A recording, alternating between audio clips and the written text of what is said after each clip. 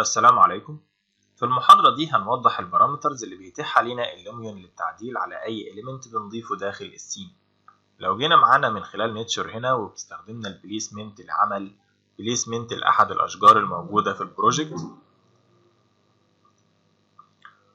بمجرد عمل سيلكت على الإليمنت ده بيتيح لينا هنا اللوميون مجموعة من الأوبشنز للتعديل على الإليمنت اللي أنا منزله من المكتبة بتاعتي. متاح معاك التعديل على الترانسبيرنس، متاح التعديل على اللون الأخضر في الأشجار بتاعتك، ما بين الهيو ما بين الساتوريشن تشبع الألوان وتغيير اللون نفسه، وما بين اختيار هنا الرينج الخاص بالجرين نفسه. كل الكلام ده بيعدل معاك على الألوان الخاصة بالإليمنت بتاعتك بالشكل ده. طبعا زي ما انت شايف العناصر بتنزل فيها انيميشن اوتوماتيك بحيث انها بتدي لك رياليتي عالية أثناء عمل اللقطات بتاعتك أو الفيديوهات. تمام. طيب لو احنا ابتدينا هنا ننزل معانا مثلا سيارة، هتجد طبعا ان انت بيديلك بارامترز مختلفة تناسب معاك السيارة. فلو ابتدينا هنا نعمل سيلكت على السيارة بتاعتنا بالشكل ده، البارامترز هنا المتاحة ان انت تعدل في لون السيارة نفسه للون اللي انت شايفه مناسب، انك تشغل اللايت بتاع السيارة او لا، ان انت تخلي الدرايف موجود او مش موجود. لو ابتدينا مثلا نبليس معانا هنا عناصر خاصة بالاندور، وليكن مثلا متاح معاك ان انت تنزل سرير مثلا بالشكل ده. لو عملت سيلكت على السرير هتجد البارامترز المتاحة ان انت تعدل لون احد الاليمنت او احد العناصر الموجودة داخل السرير بتاعك بالشكل ده. طبعا هنا امكانية التعديل على الماتيريال هو بيحددها لك، انت ما بتقدرش تتحكم في كل حاجة، فقط الجزء اللي هو عطيلك امكانية التحكم فيه بتقدر ان انت تتحكم فيه. انما ان انت تتحكم في كل حاجة يبقى لازم تستدعي الكلام ده عن طريق الامبورت لموديل من البرامج المختلفة زي السكتش اب او الماكس او الريفت. لو جينا برضو على عناصر خارجية وابتدينا ان احنا نبليس معانا اي element من العناصر دي، وجيت هنا عملت سيلكت على الكلام ده، مش متاح معاك ان انت تعدل على اي حاجة. يبقى احيانا بعض الاليمنت ما بيديلكش اي بارامتر للتعديل عليها، فقط هتستخدمها زي ما هي بماتريالاتها اللي هو حاططها لها داخل اللايبراري. تمام. فمثلا لو جينا على اللايت اخترنا ان احنا نبليس معانا احد انواع الاي اي اس او السبوت لايت، وابتدينا هنا نعمل سيلكت عليها. هتجد زي ما انت شايف كده البارامتر هنا المتاحة معانا ان احنا نقدر نبتدي نتحكم في الكالر الخاص بيها.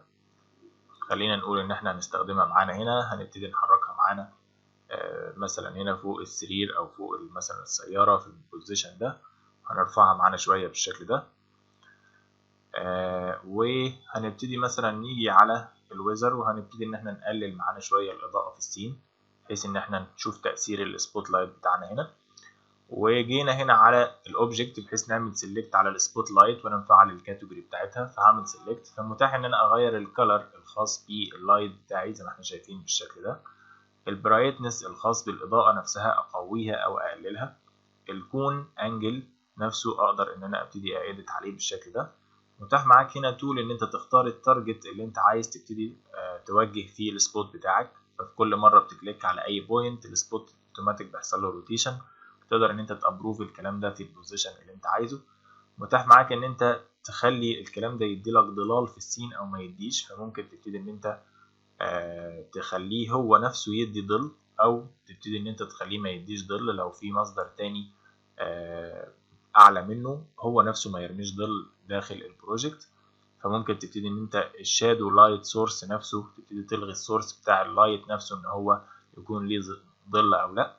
النايت افكت حاليا اوف او اون او راندوم، يعني هيبتدي يأثر معاك في الاضاءة الليلية او لا. وهنا بالنسبة للشادو نسبة الشادو اللي بتطلع من حسابات اللايت ده الجودة بتاعتها تكون ميديوم ولا فاين ولا دايناميك. طبعا عندك هنا ميديوم بيقول لك ده هيكون في حالة الستاتيك شادو، بيقول لي بيتحسب only once وبيكون فاست. هنا عندي الهاي طبعا الشادو ريزولوشن بتاعه بيكون اعلى، وده برضو ستاتيك شادو بيكون ثابت. انما الدايناميك شادو ده بيكون بيتحسب لكل فريم لو انت عامل انيميشن. تمام.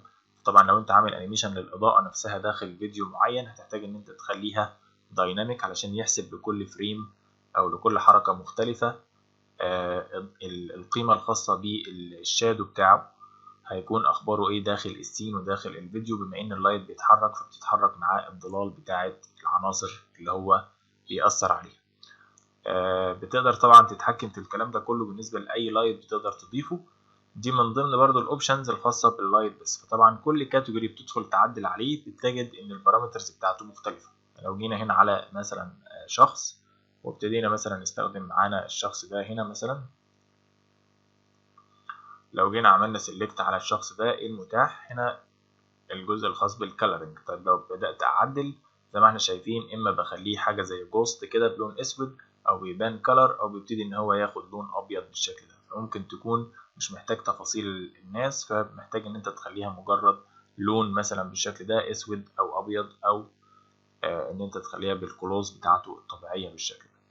فالموضوع بيختلف حسب الكاتيجوري اللي أنت بتستخدمه وحسب الإيليمنت جوه كل كاتيجوري، الدنيا بتختلف معاك. تمام. خلينا نبتدي ان شاء الله المحاضرة الجاية نتكلم عن الديتيل نيتشر اللي هم ضافوها، ونشوف ممكن هنستخدمها ازاي داخل اللوبي.